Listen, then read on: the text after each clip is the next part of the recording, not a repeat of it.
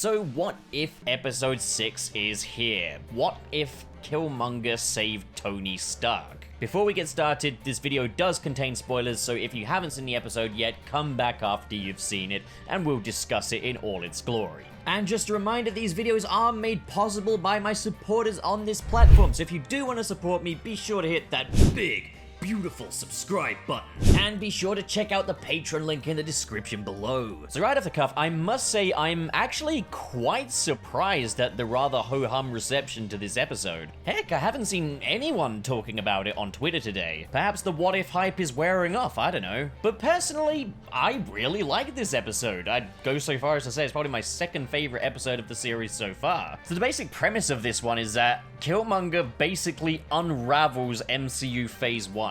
Tony Stark doesn't have to become Iron Man to escape from Afghanistan, so he doesn't grow as a person with the help of Hope Jensen like he did in the original Iron Man 1, instead taking a lot more cues from Killmonger. Now, one thing I really enjoyed about this episode is that it felt like a sequel to Iron Man 1. It feels like we're back in that universe. We've got all the characters back. Tony Stark, Obadiah Stane, Rhodey, Pepper Potts, they're all here and we're back in those same locations, and I don't know, there's just a warm feeling to this episode. I said in the past I was concerned about bringing back characters like Tony Stark for this series, but I thought this was okay, to be honest. I didn't find myself feeling too distracted. I don't know, it was just nice to be back in that world again, back in the world of Jon Favreau's Iron Man. And we got to spend more time with a pre-Iron Man Tony Stark who's not always a likable guy. I think the voice actor for Tony did a really good job at impersonating Robert Downey Jr. as well. You can tell a difference, but still, he fits the role well and he plays it well and turns in a good performance, which I feel is the most I can ask for. Now, I think one reason why this episode might be a tad more overlooked is because it's not really a big superhero blockbuster. There's not a lot of superpower sequences,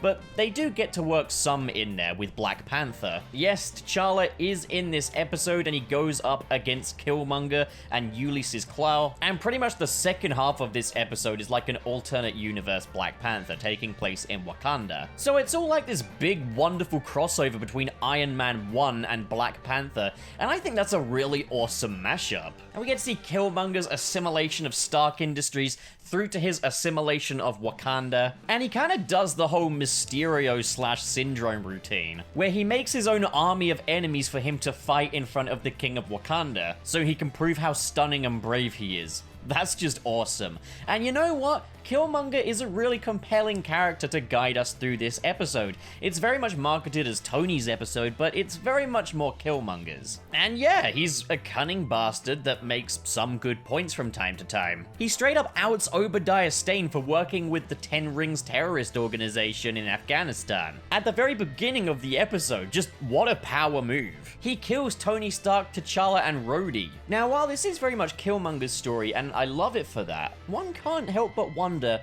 what if this was a Tony Stark-driven episode? Like, Tony Stark gets saved in Afghanistan, but Tony Stark isn't really the focus. You see him being kind of more of a dickhead, and you see kind of more of his Iron Man ingenuity go into creating these drones with Killmonger. And you see that he's much more military and weapons-minded. That whole here's to killers thing that he and Killmonger do just sends a shiver down my spine. And while I'm grateful that we did get to spend some time with this version of Tony Stark, as I say, I would be really intrigued if they did an episode like this, where Tony was the focus, but all the same, I think what we got here with Killmonger was in no means a bad deal. This is still a really strong serving. Once again though, it kind of ends with me saying, oh man, what happens next? Because that sounds really, really cool. Shuri reveals to Pepper Potts that it was Killmonger that killed Tony Stark, and they formulate a plan to bring down Killmonger now that he is the Black Panther of Wakanda. I want to see that story play out, but much like a lot of these other episodes, it just ends very abruptly. Now, while these abrupt endings do make these individual episodes feel perhaps just a little bit less satisfying,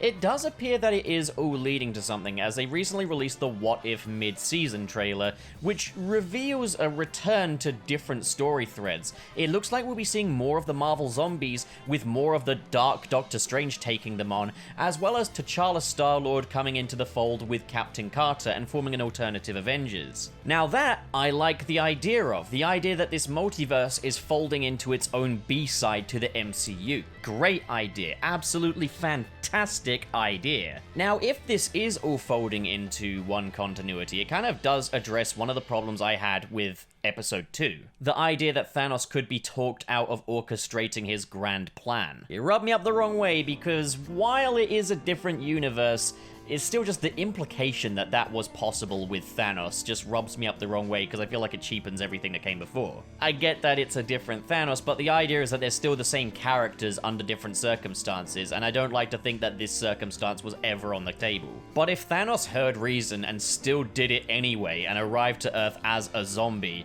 that really does fix that issue that I had. That would change everything. That would completely redeem Episode 2. I'd still have the problems with the Flanderization of T'Challa, but, like, still, it would help. It would fix my most egregious issue with that episode, that's for sure. So I am intrigued to see where this is going next. And I am pleased to see that these plot threads are not just being dunked. However, they can't all take place in the same universe because Tony Stark died differently in this episode to what he did in the episode with Nick Fury and all the Avengers getting killed off by Hank Pym. I guess the gates to the multiverse are opening, I don't know. Now, I do have a little rant when it comes to What If, and it's something that's kind of been an issue with pretty much every episode. And like last week I was wondering, is this starting to bother me? And then in this episode I was like, yep, it bothers me. And I'm not going to talk about this with every single episode because it's kind of like the damage is kind of done by now. It's something that's going to persist regardless. But for starters, this show takes way too long to get started. You've got the big Marvel Studios fanfare, which is great for if you want to get all hyped up for a 2-hour-long movie. Not great to play the entire duration before a 20-minute TV episode. Especially when you're watching it every week, it definitely starts to wear off on you. Then not only that, we then get the opening credits afterwards, which I also think are a bit too long. And then we get the Watcher's narration for the episode. How he sets it up. Now, here's the thing, I know you can skip it. I know it's a streaming service original, you can skip the intro. I get that, but I kind of feel like, more often than not, I'll opt to not skip the intro because I feel like it's part of the immersion, but in this case, I do it because I'm just like, fuck me, that's just too long. I get that you can skip it, but that's kind of like saying, oh, there's a scene you don't like in a movie, you can just skip it. It's too long. It's too long. And then there's the Watcher himself.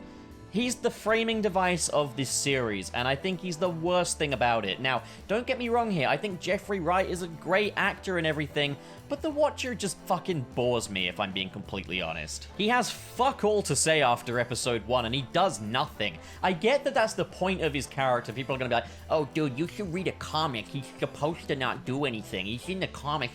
I don't give a fuck. This is a TV series, not a comic. But it's like, he comes in and he's like, one moment can change the course of history. Heroes rise in the darkness to be born in the darkness, but now things are different. I'd much prefer if the episode just started, said what if, and then jumped right into it. And if that's not enough, he then cuts in later on just like, as you can see, this hero was born in the darkness, but now he's something else. He's been forged differently. The universe will unfold differently. And it's one of those things where I can't help but think this whole thing would work better if it were presented by, like, Stan Lee. I know that's not possible, obviously. I know it's not possible for obvious and really, really sad reasons, but, like, one can't help but wonder what if. Like, imagine if Stan Lee were framing these episodes with all of his enthusiasm. That'd be so great, but instead we got the Watcher, a character that goes out of his way to be stoic and boring and do fuck all. And again, that's no slight on Jeffrey Wright. I get the feeling that if you just stuck Jeffrey Wright in a recording booth and had him improv like a thing to get us hyped up for the story, he could probably do a much better job than this character does. And it's like, there are some shots where you see the Watcher looming in the background, it's kind of cool, but then there's a shot in this episode where there's these beautiful rolling landscapes of rural Wakanda as Killmonger looks over them and the sun sets, and it's gorgeous. Or at least it would be if my eye wasn't instantly drawn to fucking Cakehead over here. It's a pretty shot, fuck off, get out of here. Get out, no one wants you here, man. So it's one of those things where it's like, if they do like a season 2, I think I would just say cut down the Watcher a bit. Like, have him just less in it, you know? Like, we don't need this much. He says the same shit every episode, fucking skip it. Skip it. But okay, that's a rant I'm not ever gonna have again, because otherwise these videos are just gonna get really repetitive. But yeah. Good episode though. I enjoyed the episode a lot. And I'm confident in the future of this show. I like what I'm seeing in the mid-series trailer. So yeah, roll on next week.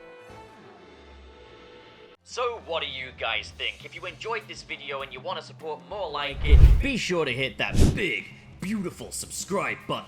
And of course, in the description below are links to different social media feeds, including the Patreon. If you're feeling extra generous like the following people, who are David 20 Covers, JK Strife, Marcus Ward, Sirius the Skeptic, Biotinarts, Mr. SP, Sergio, George is Lost, Legendary Ray Ray, Adam Myers, and Fayalan Schwarzentraub. Thank you guys, you are the best of the best, but as for the rest of you, thank you so much for watching guys, and have a great day.